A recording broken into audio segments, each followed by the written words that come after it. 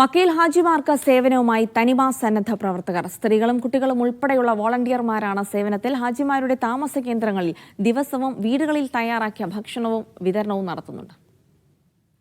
മലയാളി ഹാജിമാർക്കാണ് തനിമ വോളണ്ടിയർമാരുടെ ഭക്ഷണ വിതരണം.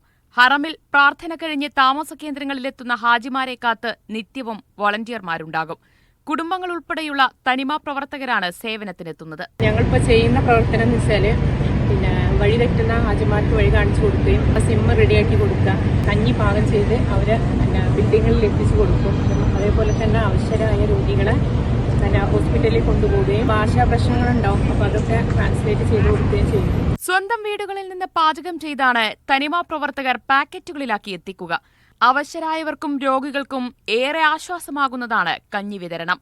ഹജ്ജ് ദിനങ്ങളിൽ ഭക്ഷണ വിതരണം നടത്താനുള്ള ഒരുക്കങ്ങളും പൂർത്തിയാക്കുന്നുണ്ട്. നമ്മളുടെ വരുംകാല പ്രവർത്തനങ്ങൾ നമ്മൾ പ്ലാൻ ചെയ്ത് എല്ലാം അത് അൽഹംദുലില്ലാ വളരെ നന്നായി മുന്നോട്ട് പോകുന്നുണ്ട്. നമ്മൾ മനസ്സിലാക്കുന്നത് കഴിഞ്ഞ വർഷം നമുക്ക് നുസുക്കിൻ്റെ കാർഡ് ലഭിച്ചിരുന്നു. അതുപോലെ തന്നെ ഈ പ്രാവശ്യവും നമ്മൾ അതിനുള്ള എല്ലാ നടപടിക്രമങ്ങളും ചെയ്തിട്ടുണ്ട്. കിട്ടുമെന്നുള്ള പ്രതീക്ഷയിലാണുള്ളത്.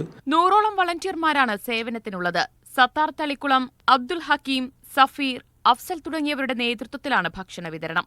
Media 1 Mecca.